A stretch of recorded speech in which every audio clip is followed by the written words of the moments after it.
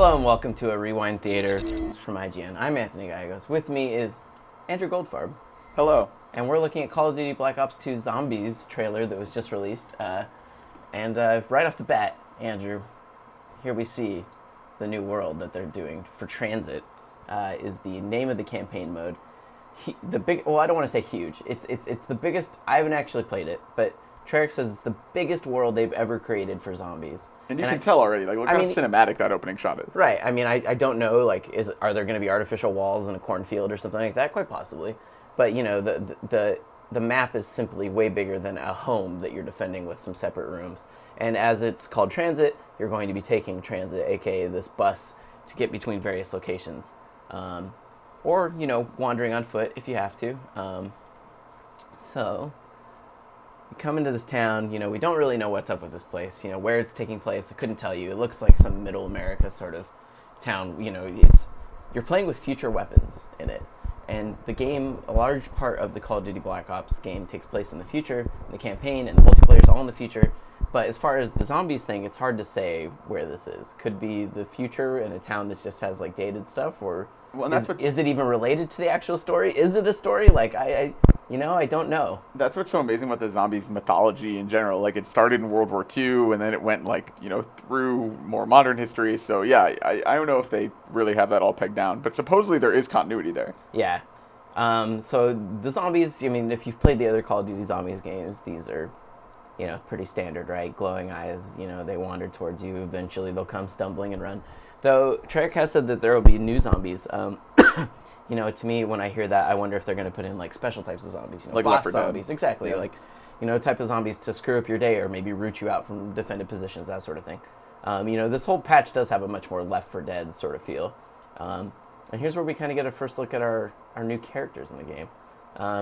You know, no one that you easily recognize, like this guy. I don't know, I couldn't tell you who that is. You know, the previous games we had, like, Fidel Castro, JFK, Sarah Michelle Gellar.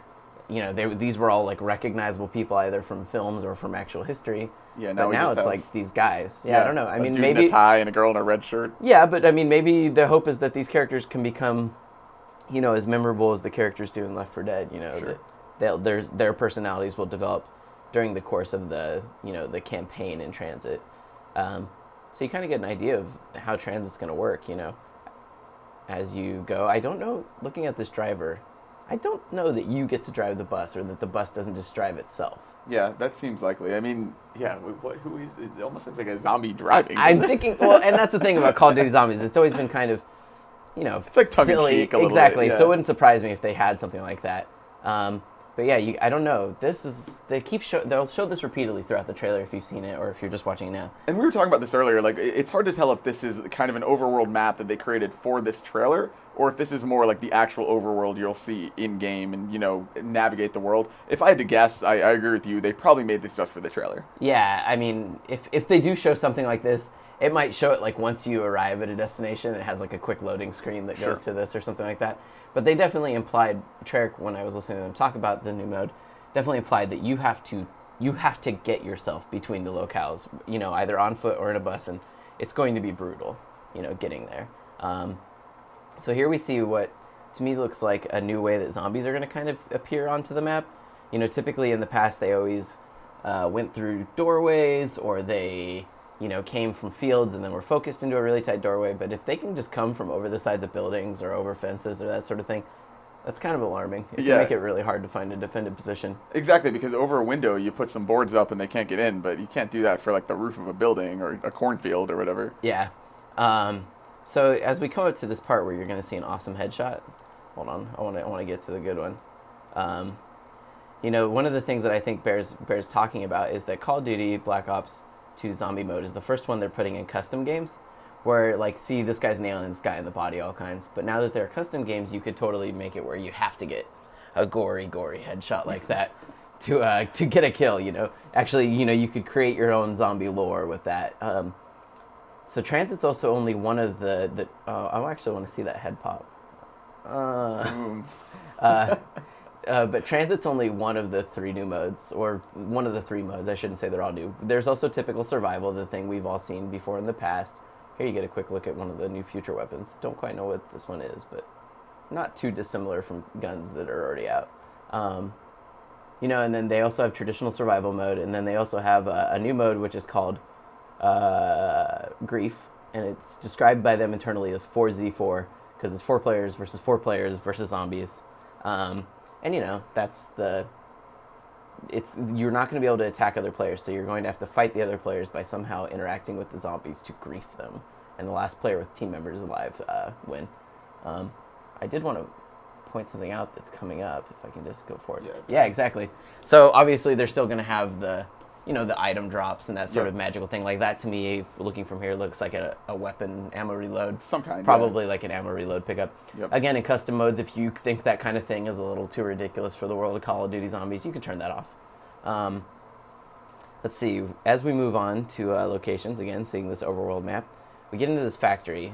And here we're seeing, what do you think that is? So this looks like it's possibly the new buildables, which is you're basically using parts of the environment to create weapons or defensive tools. And it looks like sort of makeshift Riot shields that they've made here. Like I mean, they're definitely using it as a Riot shield. I think if we go forward a little bit, we see a really good example of, that kind of shows you what it is. It's like a car door with like a piece of a ladder or something. A dolly, it looks like. Yeah. And then some sort of like one of those straps used to tighten down boxes when you're moving or something. I don't know. But and as you pointed out earlier, it does look like it's deployable. I mean, he like puts it down. Right here, he's definitely looks like. Let me see.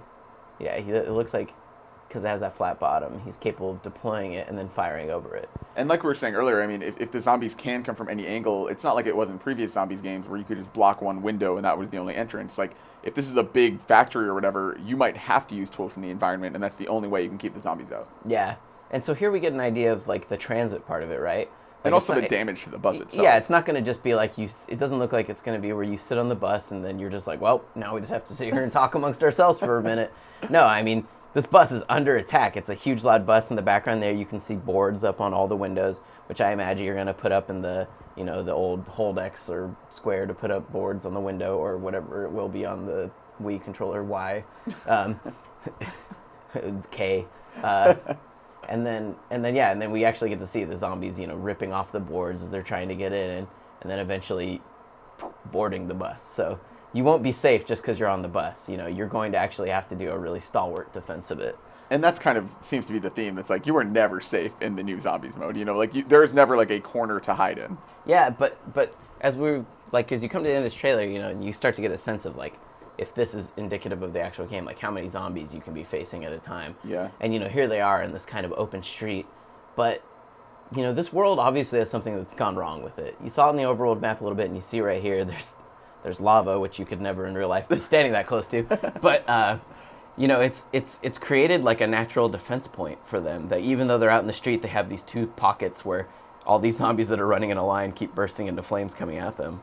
Yeah. It's also interesting because obviously that impacts where you can drive the bus and how you can get around this world. Like, it's definitely really interesting. Yeah. I mean, so zombies, we all knew it was coming, right? This is definitely like, Treyarch makes this for the fans.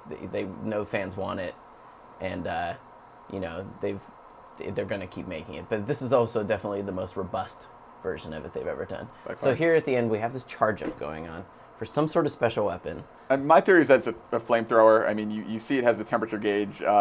The cup before this, you saw some zombies on fire. You see the reflection of some flames there.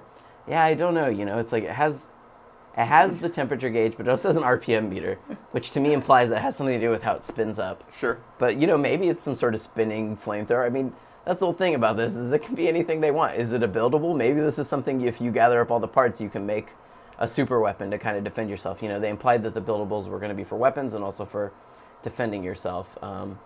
And then one last thing you'll see here is they're teasing the Nuketown 2025 map, which is a pre-order bonus. In the past, they've said that does have something to do with zombies, so maybe we'll see the return of Nuketown being some kind of zombies. Or maybe the Nuketown thing is like how zombies get started. It'd be interesting if they decide to put more of a narrative on it, going forward.